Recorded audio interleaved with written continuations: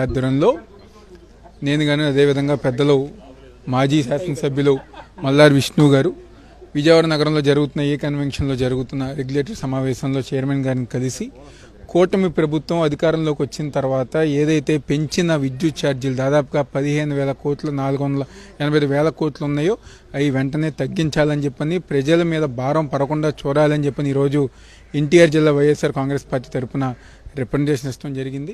ఎందుకంటే ఎన్నికల సమయంలో చంద్రబాబు నాయుడు అనేక హామీలు మేము రాగానే పెంచము తగ్గిస్తామని చెప్పని ఆ రోజు ప్రజానీకానికి అబద్ధపు హామీలు ఇచ్చి మోసం చేసి అధికారంలోకి వచ్చిన తర్వాత ఈరోజు పేద ప్రజానీకం నడ్డి విరిచేలాగా ఈరోజు విద్యుత్ ఛార్జీలు పెంచి ఈరోజు సామాన్య ప్రజానీకం బతకడానికి వీలు లేకుండా చేసే విధంగా ఈరోజు కూటమి ప్రభుత్వం ముందుకెళ్తుంది. గతంలో 27వ తారీఖున డిసెంబర్ 25వ తారీఖున కదా పెద్దలు జగన్మోహన్ రెడ్డి గారి యొక్క నాయకత్వంలో ఈరోజు రాష్ట్ర వ్యాప్తంగా 170 నియోజకవర్గాల్లో నిరసన కార్యక్రమాల ద్వారా విద్యుత్ ఛార్జీలు తగ్గించాలని చెప్పి మేము డిమాండ్ చేసాం. అదేవిధంగా ఈరోజు చైర్మన్ గారికి కానివ్వండి మిగిలిన అధికారులు అందరం గారికి కలిసి ఏదైతే పెంచిన విద్యుత్ ఛార్జీలు వెంటనే తగ్గించాలని చెప్పి కోరటం జరిగింది. తప్పకుండా ప్రజల పక్షాన ప్రజల కోసం వైఎస్ఆర్ కాంగ్రెస్ పార్టీ నిరంతరం రాబోయే రోజుల్లో ఏదైతే కూటమి ప్రభుత్వం హామీలు ఇచ్చిందో అవి అమలు చేసే విధంగా ప్రజానికానికి ఇబ్బందులు ఏదైతే కలిగించే విధంగా ప్రవర్తిస్తున్నారో దానికి వ్యతిరేకంగా మేమందరం గారు ప్రజానికంతో కలిసి పోరాటం చేస్తామని సందర్భం. అభివృద్ధి చెందాలి అని అంటే విద్యుత్ శక్తి ఛార్జీలు భారం ప్రజల మీద మోపకూడదు. కానీ కూటమి ప్రభుత్వం మరీ ముఖ్యంగా చంద్రబాబు నాయుడు గారు ఎన్నికల ముందు మాట్లాడినటువంటి మాట ఏంటంటే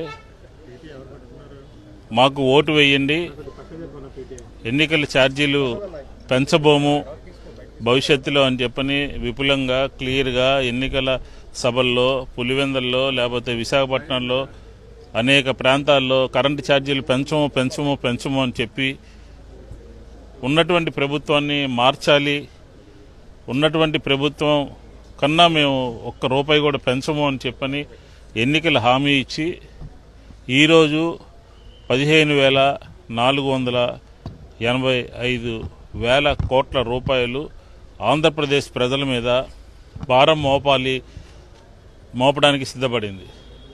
ఈ బహిరంగ విచారణ అంతా కూడా తూతూ మంత్రం కూడా ఈరోజు మేము ఏపీఆర్ఈసీ చైర్మన్ అలాగే 3 డిస్కంలని కూడా కోరింది ఏంటంటే మీరు ప్రజల మీద విద్యుత్ శక్తి భారాలని మోపడానికి అనుమతించద్దు, ప్రభుత్వాన్ని రిక్వెస్ట్ చేయండి.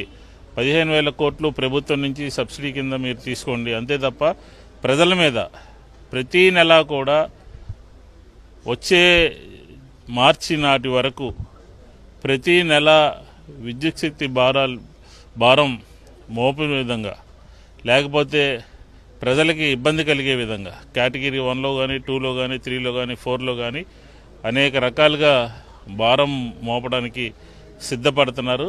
ఇది మీరు ఎన్నికల ముందు ఇచ్చినటువంటి మాటకి చంద్రబాబు నాయుడు గారు మాట్లాడినటువంటి మాటకి ఇది పూర్తిగా భిన్నంగా జరుగుతుంది. కాబట్టి మేము ఆల్రెడీ ఇప్పటికే వైఎస్ఆర్ కాంగ్రెస్ పార్టీ మొన్న 27వ తారీఖున ప్రజలందరి తరపున ఆంధ్రప్రదేశ్ విద్యుత్ వినియోగదారుల తరపున మేమందరం కూడా పోయి ఎస్సీలకి సిఎండీలకి ఇవ్వటం జరిగింది.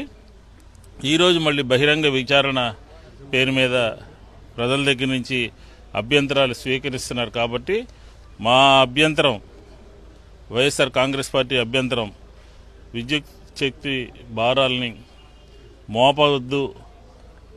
భారం మోపడం ద్వారా అనేక రకాలుగా ప్రజలందరూ కూడా ఇబ్బందులు పడతారు.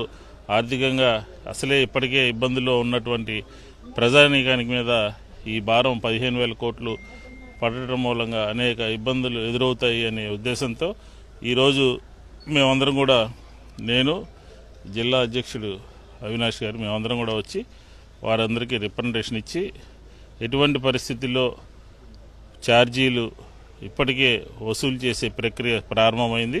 ఇంకా రాబోయే రోజుల్లో 2వ విడత కూడా ప్రారంభం కాబోతుంది. కాబట్టి ఇది విరమించుకోవాలని, విత్డ్రా చేసుకోవాలని, ప్రభుత్వం పెంచిన ఛార్జీలు రోల్ బ్యాక్ చేయాలని, కరెంటు ఛార్జీలు పెంచే జోలికి ప్రభుత్వం వెళ్ళకూడదని ఈ డిస్కమ్లకి ఏపీఆర్ఈసి రికమెండేషన్స్ని ఆమోదిస్తూ ఏదైతే 15,000 కోట్ల చిల్లర ఉందో దాన్ని ప్రభుత్వమే సపోర్ట్ చేయాలని.